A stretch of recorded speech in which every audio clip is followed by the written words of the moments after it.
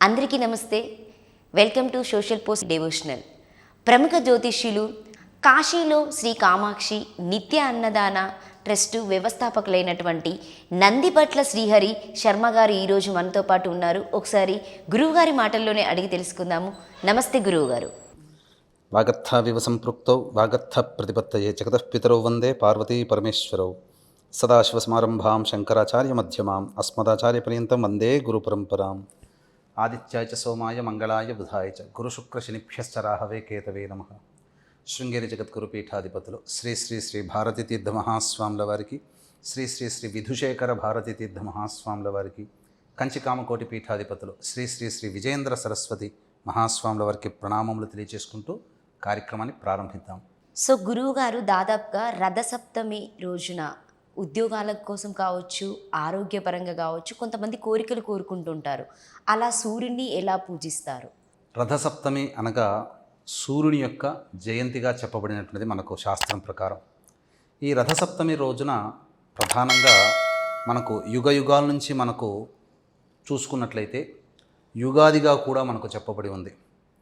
ఇక ఈ రథసప్తమి రోజున ప్రధానంగా మానవులందరూ కూడా వేకువజాముననే లేచి, అనగా సూర్యోదయం కంటే ముందే, అనగా బ్రహ్మ ముహూర్తంలోనే లేచి కాలకృత్యాదులు తీర్చుకొని స్నానం ఆచరించి రథసప్తమి వ్రతాన్ని కనుక ఎవరైతే ఆచరిస్తారో వారికి సంపూర్ణమైనటువంటి ఆయురారోగ్యాలు కలుగుతాయి. ఎందుకనంటే ఆరోగ్యమే మహాభాగ్యము.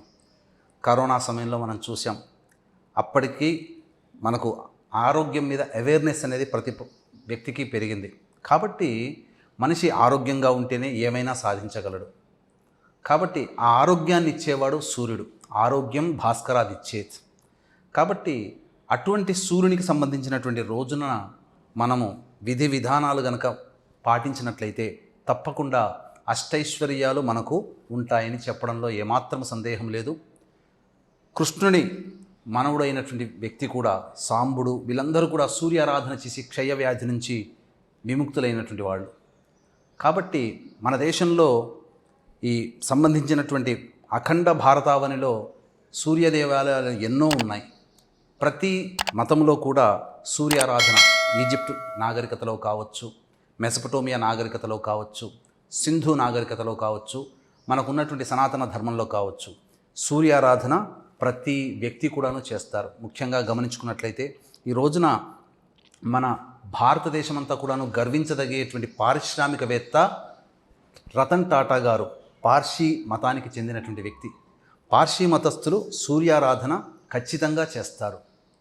కాబట్టి ఈ సూర్యారాధన ప్రపంచానికంతటికి కూడాను వెలుగునిచ్చేవాడు సూర్యుడు, అలాగే ఆరోగ్యాన్ని ఇచ్చేవాడు కూడా సూర్యుడు. కాబట్టి రథసప్తమి రోజున ఎవరైతే జన్మజన్మల నుంచి వచ్చేటువంటి దోషాలు ఏవైతే ఉంటాయో, అనగా సప్త జన్మలు, అనగా 7 జన్మల నుంచి వచ్చినటువంటి పాపాలన్నీ కూడాను తొలగిపోయేటువంటి అవకాశం ఈ రథసప్తమి రోజున మనకు కలుగుతుంది. కాబట్టి వీక్షించేటువంటి సోషల్ పోస్ట్ ప్రేక్షకులందరూ కూడా గమనించాల్సినటువంటి అంశం, ఈ రథసప్తమి రోజున ప్రతి ఒక్కళ్ళు కూడాను శక్తివంచన లేకుండా సూర్యారాధన ఎవరైతే చేస్తారో వారికి సంబంధించినటువంటి అనేకమైన సంకల్పంలు ఏవైనా కావచ్చు, ఆ సంకల్పంలన్నీ కూడాను నెరవేరుతాయని చెప్పడంలో ఏమాత్రం సందేహం లేదు.